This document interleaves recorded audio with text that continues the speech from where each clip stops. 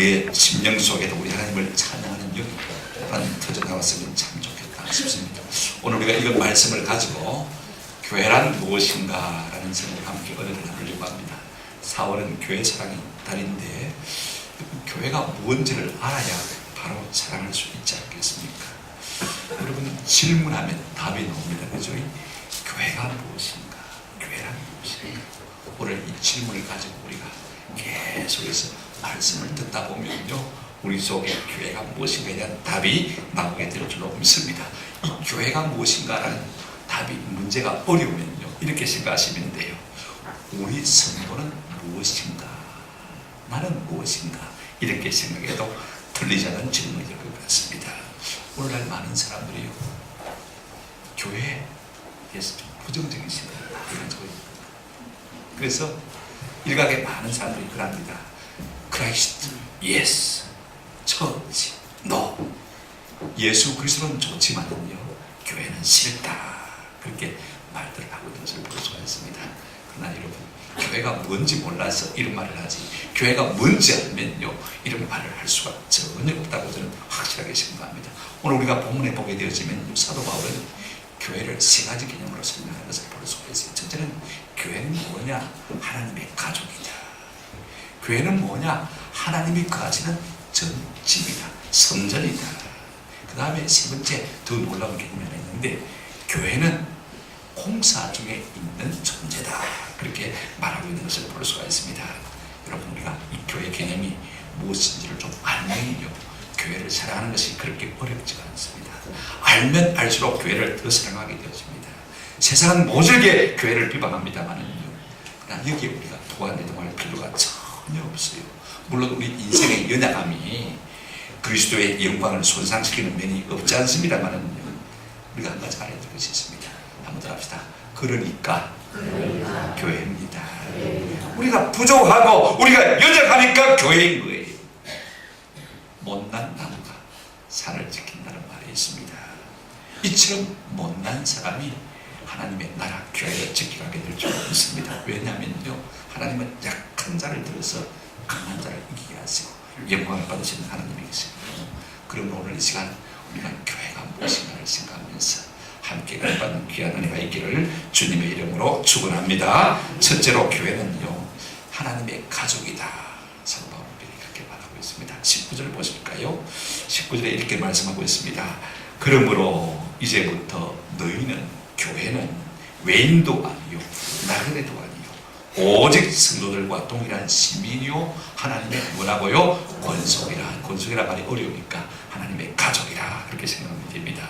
여러분, 가족이라는 말처럼 세상에 편안하고 좋은 말이 없습니다. 무엇 때문에 가정 생각하면 편안하고 좋은 느낌이 드는 것입니까? 모든 것을 바다와 같이 다 받아줄 수 있는 곳이 가정이고 가족이기 때문에 그렇습니다. 여러분, 세상 사람 모인 곳은요, 어디를 가도 지휘와 서열이 없는 곳은 없습니다. 남자아이들끼리 놀아도요, 꼭 서열을 정해요. 1대장, 2대장, 3대장 다 정하는 것을 볼 수가 있습니다. 이만큼요, 사람들이 모인 곳에는 이 지위와 서열이 주는, 이 보상이 주는요, 이것이 얼마나 큰 힘이 되는지 모릅니다. 그래서 어떤 면에서는 조직을 움직이게 하는 가장 강력한 동력이 지위와 서열 아니겠습니까? 사람들이 이에 많이 혹하는 것을 볼 수가 있습니다. 그러면서도 피곤해하는 것도 사실입니다. 그러나 여러분, 가족은요, 그런 것이 아무도 없어도 괜찮아요. 태어나는 그 자체만으로도 존재감을 느끼지 않습니까? 성취력이 떨어진다고 해서 가족을 포기합니까? 그렇지 않습니까?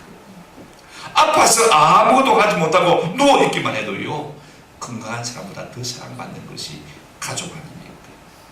오늘 교회를 가리켜서 사도 바울은 하나님의 가족이라 이렇게 말하고 있는 것을 볼 수가 있습니다. 그런데 여러분, 우리가 한 가지 오해하지 말아야 될 것이 있습니다.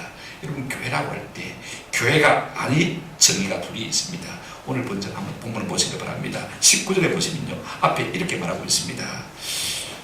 이제부터 너희는 외인도 아니요 나그네도 아니요 그러거든요. 그런데 여러분, 시온 성경에 보면 이렇게 번역하고 있습니다. 이제 여러분은 더 이상 낯선 나그네나 손님이 아닙니다. 이렇게 말하고 있습니다.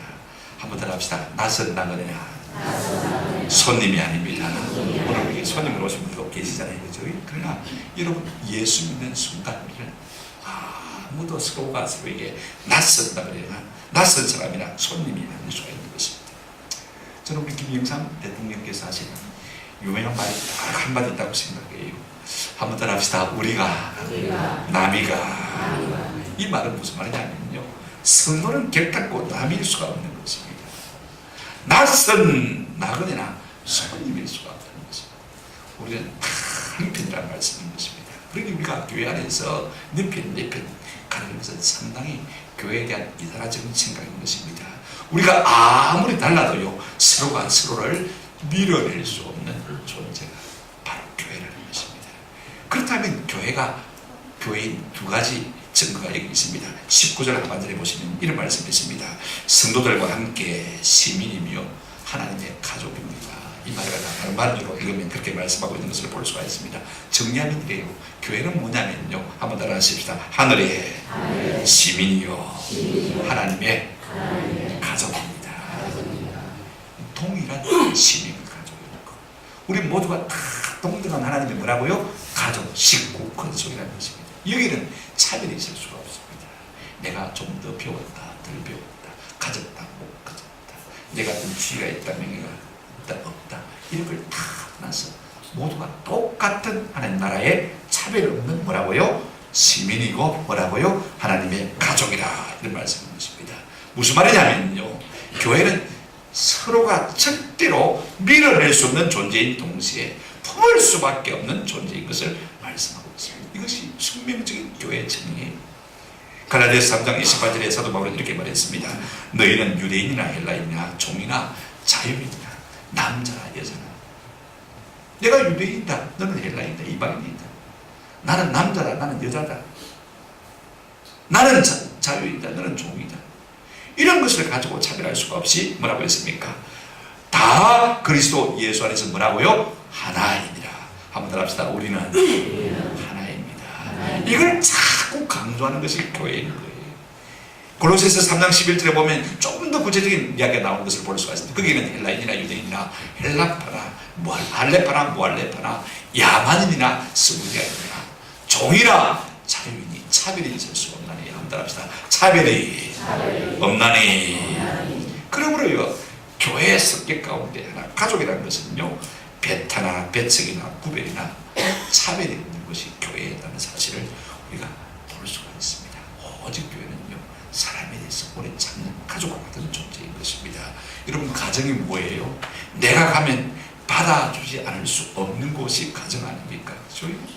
가족이라는 것은 차이를 가지고 사랑을 구별하는 곳이 아닙니다. 강한 자를 무너뜨리지 않고도 약한 자를 잘 강하게 만드는 것이 건강한 가족이에요. 여러분, 16자녀를 둔 요한 웨슬리 어머니 수산나는요, 이렇게 말했습니다. 내가 누구를 더 사랑하느냐고요? 예.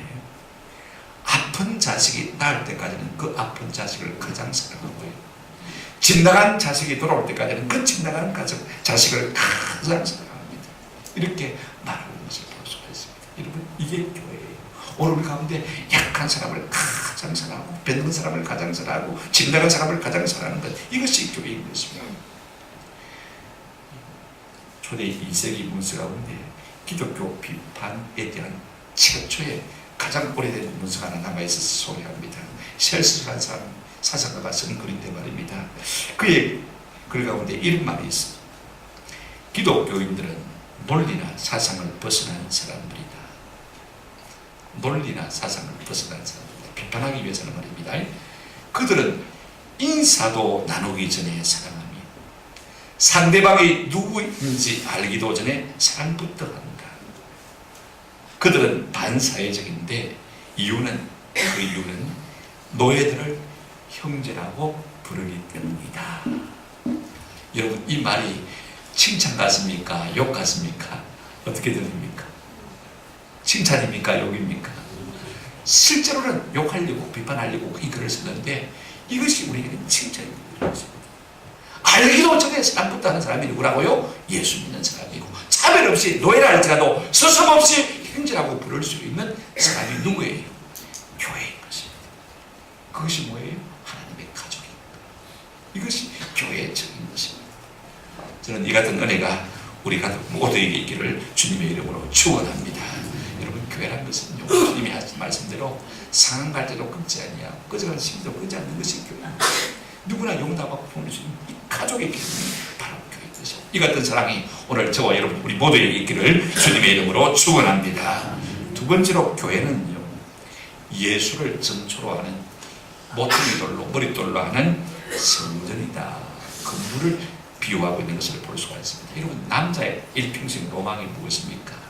내가 살 집을 내가 원하는 대로 한번 아름답게 지어보고 싶은 것이 남자들의 아마 공통된 꿈 같을 거예요. 그래서 하루에도 수십 번 집을 지었다가 버렸다 하지 않습니까? 우리 하나님도 마찬가지입니다. 이 땅에 하나님이 거하실 집을 짓고자 하는 것이 우리를 향하신 하나님의 뜻인 것을 볼 수가 있습니다. 어떤 집입니까? 성전이라는 집인 것을 볼 수가 있습니다. 여러분, 우리가 집을 지은다고 할 때요, 뭐가 있어야 됩니까? 땅터가 있어야 됩니다. 그 다음에 거기다가 기초를 잘 쌓아야 되죠.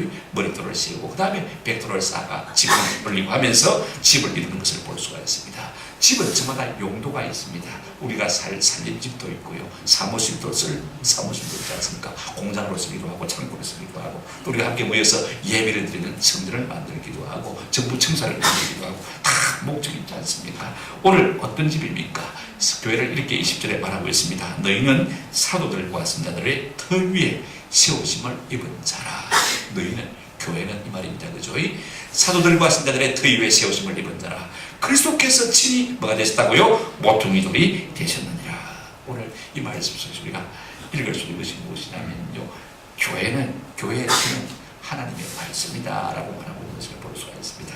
여러분, 교회는요, 사도들과 선자들의 그 위에 세움을 입은 자라 그랬는데요, 이 말이 무슨 말이냐면요, 구약시대는 선자들을 통해서 말씀하셨고 하나님이, 그죠? 신약시대는 사도들을 통해서 말씀하셨지 않습니까? 교회란 것은요, 인간의 철학이나 사상이나 종교, 전통에 의해서 세워진 것이 아닙니다. 교회들은 무엇입니까? 하나님의 말씀인 것입니다. 그러므로 하나님의 말씀의 권위가 살아있는 곳이 뭐라고요? 교회인 것입니다. 사람들이 자기 마음대로 살지 아니하고 자기 생각대로 살지 아니하고 그 기초를 어디에 두고 있다고요? 하나님의 말씀에 두고 있을 때 진짜 교회가 될 수 있는 거예요. 그 다음에 두 번째요, 교회의 기초는 뭐냐? 머리는 뭐냐? 예수 그리스도인 것을 볼 수가 있습니다. 20절 하반절에 보시면 그리스도 예수께서 친히 뭐가 되셨다고요? 모퉁이 돌이 되셨느니라. 이제 우리는 그 모퉁이 돌 대신 예수 위에, 예수 곁에 쌓여져 가기만 하면 집이 되는 거예요. 성전이 되는 거예요. 이 말이 무슨 말이냐면요, 여러분 생각해 보십시오. 신구약의 중심이 누구예요? 예수 그리스도. 구약은 오실 예수, 신약은 오신 예수. 그 정점에 누가 있습니까? 예수 그리스도. 그분이 오늘 우리 교회의 기초돌, 머릿돌, 정초가 되어진다는 말씀입니다. 오늘 우리는 그분께 붙어 있기만 하면 됩니다. 어떤 돌이냐, 어떤 백돌이냐, 우리가 어떤 존재냐, 잘 사냐, 못 사냐, 배웠냐, 못 배웠냐, 착하냐, 악하냐, 아무 상관이 없어요. 우리가 교회 되는 데는요, 예수 그리스도 그분께 붙어 있기만 하면 교회가 되는 줄로 믿습니다. 세상의 모든 조직은 사람 중심, 일 중심, 돈 중심이지만 한번 더 합시다. 교회는 예수 중심입니다. 교회는 예수를 사랑하는 사람들인 것입니다. 이것이 교회. 그래서 우리가 교회를 만들어가는 것입니다. 그러면 교회의 백돌은 누구냐? 우리 성도들이죠. 우리가 보면 행간을 좀 잘 읽을 필요가 있습니다. 이 행간 속에는 어떤 의미가 들었냐면요, 교회는 성경의 기초 위에 모퉁이 돌 대신 예수 그리스도 위에 쌓여가는 존재라는 것입니다. 조금 전에 제가 말씀을 드렸지만은요, 우리가 어떤 벽돌이냐가 중요하지 않습니다.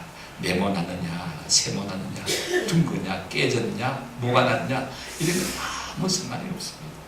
배웠냐, 못 배웠냐, 잘생겼냐, 못생겼냐, 가졌냐, 못 가졌냐, 건강하냐, 병들었냐, 아무 관계가 없습니다.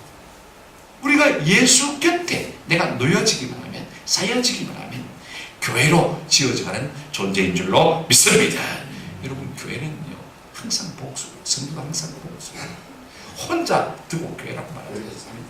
내 혼자 있는데 교회라고 말하지 않습니다. 내 혼자 성경 읽고 기도했다고 해서 그것을 예배라고 말하지 않습니다. 그건 경건의 시간이고, 여러분, 우리가 두 사람 이상 함께 모여서 기도하고 찬송했을 때 비로소 교회가 되고 그것이 예배가 되는 거예요.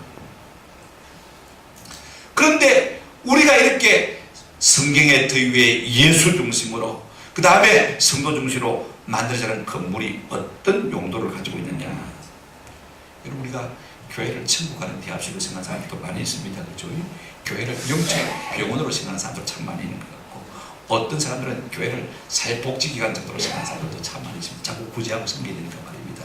어떤 사람들은 교회를 학교처럼 생각하는 것도 많이 있는 것 같아요. 그래서 교회가 뭐 교회 교육을 중요하게 생각해야 된다, 이렇게 생각하는 사람도 많이 있고요. 어떤 사람은요, 교회를 사교 모임, 개 모임이나 아니면 로타리 클럽 정도로 그렇게 생각하는 분들도 많이 있습니다. 가서 사람을 사귈 수 있고 사업하는 데 도움이 되니까 말입니다. 그래서 사람을 알아놓는 것이 좋으니까 이걸 교회로 생각하는 사람도 있습니다. 그러나 전혀 틀린 것은 아닙니다만요, 무엇 때문에 우리를 향해서 우리를 부르시고 하나님께서 사이에서 교회 되게 하셨냐, 교회의 용도가 뭐냐, 오늘 성경을 한번 보십시다. 여러분 22절 한번 같이 보실까요? 다 같이 읽겠습니다. 시작. 너희도 성령 안에서 하나님이 거하시는 처소가 되기 위하여 그리스도 예수 안에서 함께 거하느니라. 여기서 중요한 말은 하나님이 거하시는 거요, 처소. 하나님이 무엇 때문에 우리를 부르셔서 백돌처럼 쌓아서 집을 이루게 하시느냐, 집을 이루게 하시느냐. 하나님이 우리 속에 거하시는 거, 하나님이 우리와 함께 하시려고 우리를 교회 삼으신 것입니다. 이게 가장 교회의 중요한 요소인 것입니다. 그러면 우리가 어떻게 될 때 하나님이 우리와 함께 하시는 건강한 교회, 살아있는 교회가 될 수 있느냐. 한번 들어봅시다. 말씀 중심, 예수 중심, 성도 중심. 이게 건강한 교회. 말씀 중심이 되고 성도 중심이 되고 예수 중심이 되어질 때 하나님이 기뻐하시는 거룩한 성일이 될 수 있는 것입니다. 또 하나 있습니다. 여러분, 하나님이 우리 가운데 거하시려면 어떻게 하면 되겠어요? 한번 생각해 보십시오. 오늘 아침에 두 목사님에게 문자를 보냈습니다. 지난달 받은 거에 감사하고 여러 가지로 도와주셔서 감사하고, 오늘도 하나님께서 각본으로 만들어주셔서 은혜로운 설교자 되기를 바랍니다. 축원을 해드렸습니다. 여러분, 이렇게 주거니 오거니 받거니 칭송이 오갈 때 여러분 서로 우리가 사귐이 있을 수 있습니까? 없습니까? 사귐이 있을 수 있는 거예요. 그냥 만나기만 하면 욕하고 비판하고 싸우려고 덤벼드는데 누가 사귀려고 하겠어요? 그죠? 그런 생각이 들었습니다. 우리 하나님을 우리가 모시고 거하게 하시려는 처소가 되려면요, 우리 하나님의 이름을 높여드릴 때 하나님께서 우리 가운데 함께 거하시기를 기뻐하시게 될 줄로 믿습니다. 우리가 하나님이 거하시는 아름다운 처소가 되고 성전이 되려면 좋은 백돌 건물을 쌓았다고 해서 여러분 좋은 교회가 되는 거 아니에요. 날마다 우리 속에서 하나님을 충성하고 하나님을 찬양하는 그 예배가 있을 때 하나님께서 우리 가운데 함께 거하시게 될 줄로 믿습니다. 예배와 전도를 통해서 말이에요. 이것이 교회입니다. 그래서 베드로전서 2장 5절에 보면 베드로 사도는 우리에게 이렇게 말하고 있습니다. 너희도 산돌같이 신령한 집으로 세워지고, 그냥 건물을 말하는 게 아닙니다. 신령한 집이에요. 형체는 없지만 우리 모두가 다 백돌로 만들어진 교회 아닙니까? 예수 그리스도로 말미암아 하나님이 어떻게 받으실요? 기쁘게 받으실 신령한 제사를 드릴 거룩한 뭐가 될지라? 제사라게 될지라. 이게 참 좋은 교회. 교회는 하나님의 이름이 우리 가운데서 높임을 받으시는 곳이 바로 교회인 줄로 믿습니다. 세 번째로 말씀을 나눌 것은 이것입니다. 마지막으로 우리가 꼭 한 가지 기회를 드리겠는데, 좀 우리가 가지고 있는 교회에 대한 환상을 좀 깼으면 좋겠다 싶어요. 한번 따라합시다. 교회는 아직도 공사 중에 있는 사람들입니다. 저나 여러분이나 목사나 장로나 집사나 권사나 평신도나 갓 교회 처음 나온 사람들까지도 한번 따라합시다. 아직도 공사 중에 있습니다. 이걸 여러분이 마음속에 깊이 오늘 새겨가시기를 부탁드립니다. 오늘 우리는요, 누구나가 다 자기 나름대로 교회에 대한 이상적인 생각을 다 가지고 있습니다. 그건 다 완벽한 교회 모습이에요.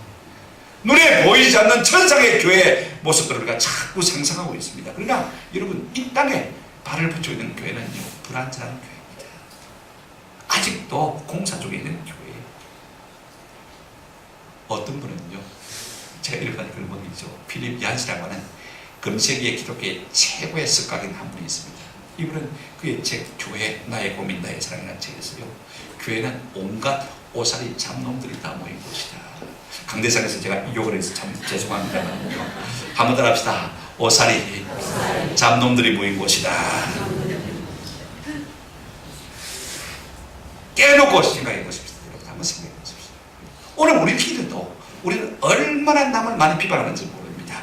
그래가지고 교인이라고 집사라고 장로라고 그래가지고 목사라고.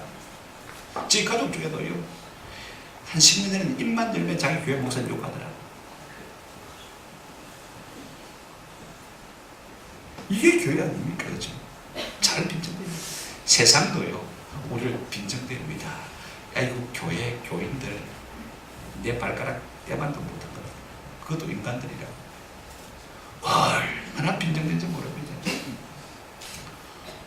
그게 교회라면 우리가 어디서 희망을 찾으며 우리가 어디서 위로를 받으며 자존심을 살릴 수가 있는 것입니까? 여러분, 고린도전서를 보시기 바랍니다. 12장부터 14장까지 은사와 사랑이 나오는 것을 볼 수 있는데, 이렇게 웅장하고 아름다운 편지를요, 바울이 지금 누구에게 쓰고 있냐면 고린도 교회에 쓰고 있습니다. 여러분, 고린도 교회가 어떤 교회인지 우리가 잘 알지 않습니까?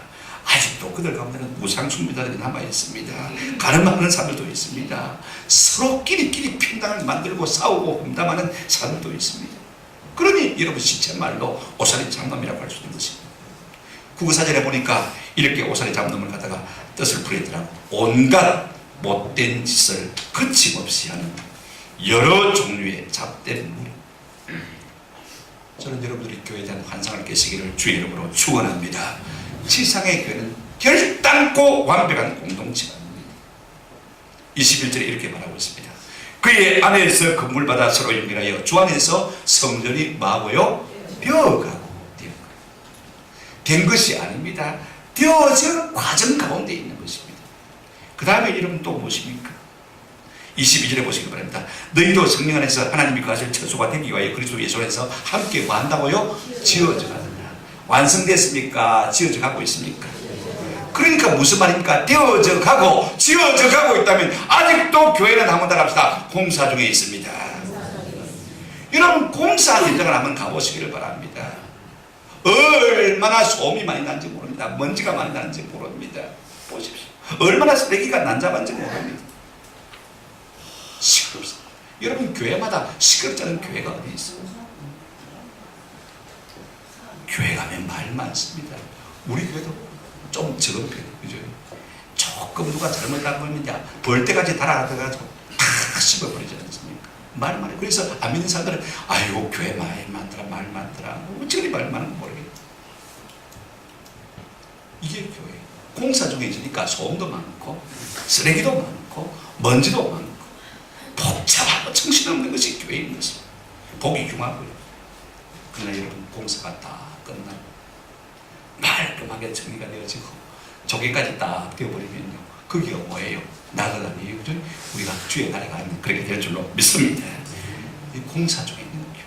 저는 늘 여러분이 자주 말씀드리잖아요. 어떤 목사님이 하도 속을 썩이는 집사님이 계셔서 하나님 앞에 늘 그렇게 기도합니다. 하나님, 저 집사님을 다른 교회로 옮기시든지 나를 다른 교회로 옮겨달라고. 한 번은 하도 속이 상하니까 일주일 금식하면서 기도했습니다. 하나님, 나를 보내시든지 저를 보내시든지. 그래, 일주일 동안 기도하고 주일하다 보니까 그 집사님이 안 가고 왔거든요. 그러면 어떻게 되겠습니까? 자기가 가야지. 그래서 월요일날 마음의 결단하고 내가 교회를 들어야 되겠다. 그래도 미운증 본능 다른 교회니까 이제 눈을 감고 조용히 기도하면서 온 동네를 한 바퀴 도는 거예요. 그래도 하나님 교회를 불쌍히 여기다가 기도하면서 돌고 있는데, 그냥 가다가 막 꽝 하고 뭔가에 부딪혔습니다. 눈을 떠보니까 쇠철 간판이 하나 있는데, 딱 그게 뭐라고 써있냐면요, 한번 더 합시다. 공사 중 불편을 드려서 죄송합니다. 공사 중 불편을 드려서 죄송합니다.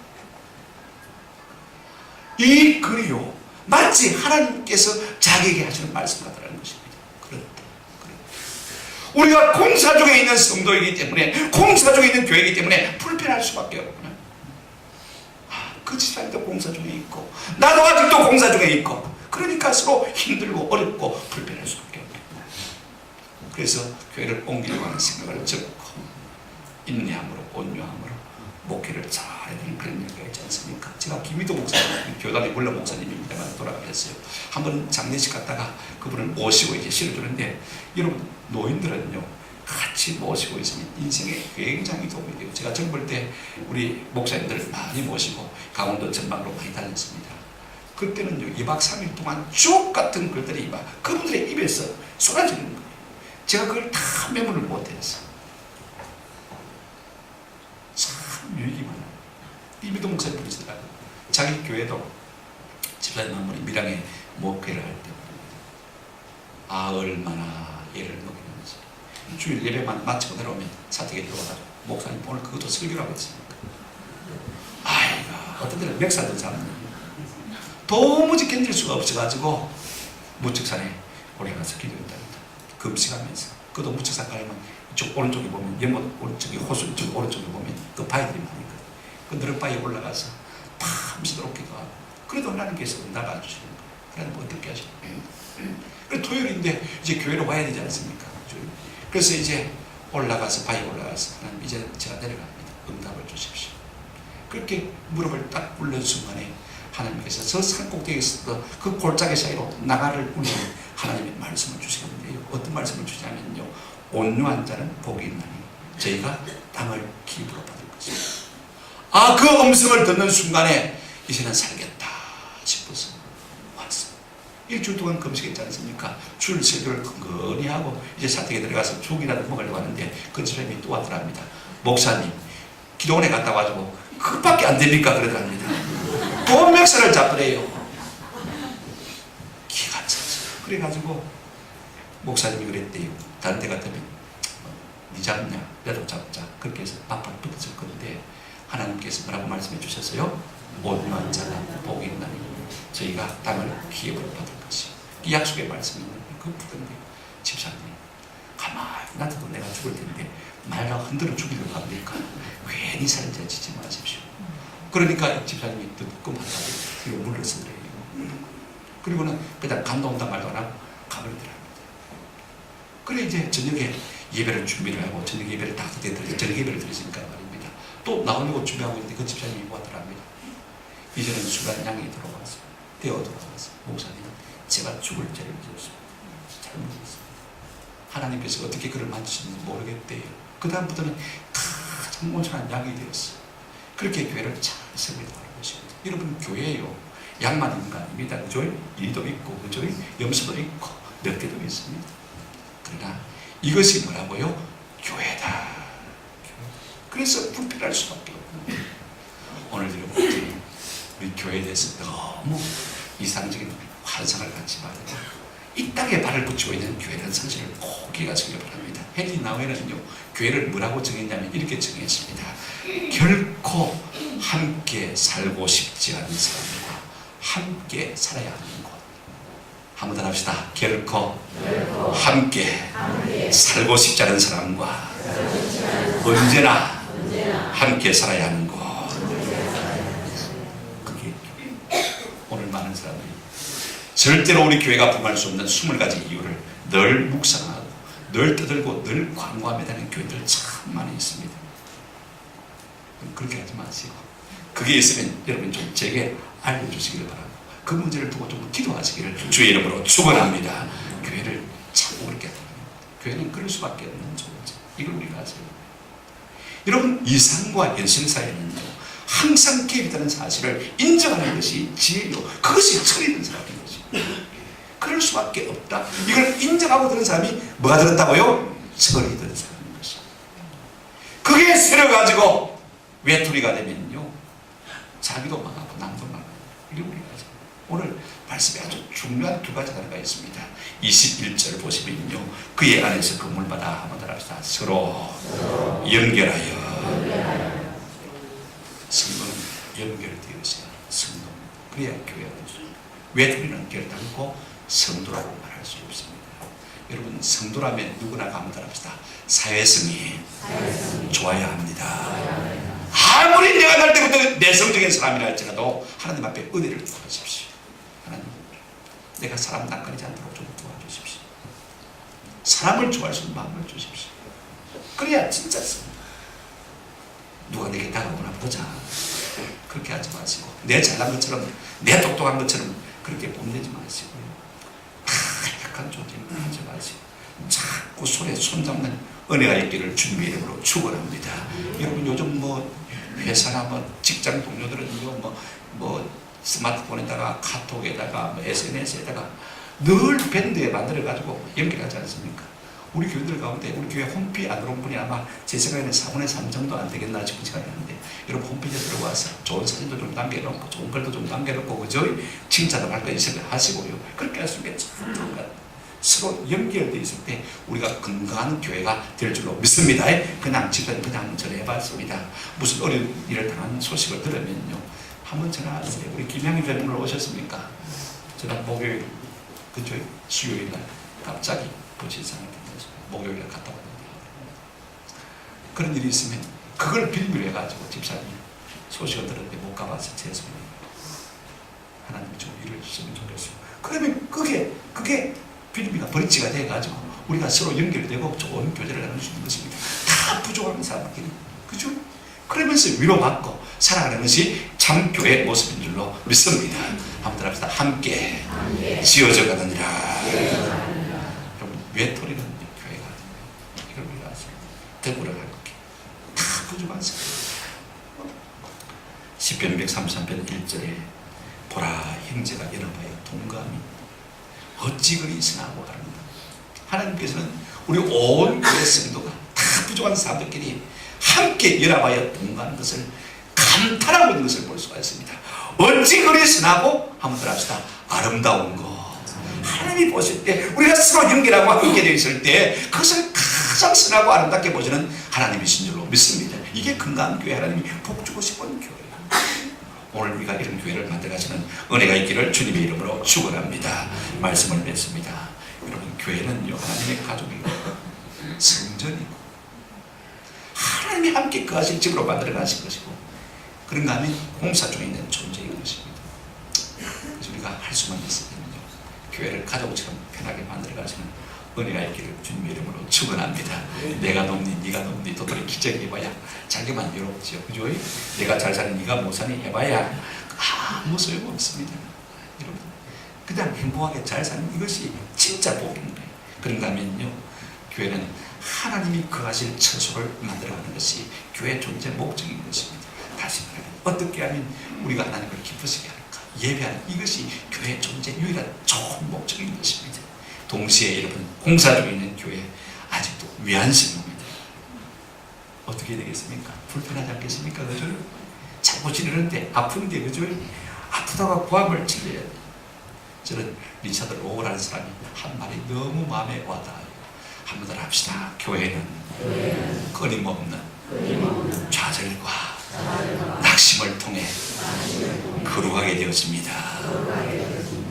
니를 만날 때마다 낙심이 되는 거예요. 실망이 되는 거예요. 좌절이 되는 거예요. 원망이 되는 거예요. 미운 거예요. 아픈 거예요. 고통스러운 거예요. 그런데 그것을 통해서 우리가 어떻게 된다고요? 거룩하게 되는 것이 교회입니다.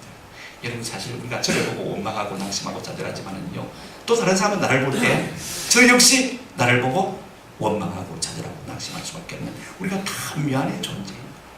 나는 완벽하다, 나는 괜찮다, 나는 거룩하다, 절대로 아닙니다. 목사를 통해서도 시험이 되는 사람 많고요, 장로를 통해서 시험 되는 사람 많고요, 아무도 완벽한 존재가 없어요.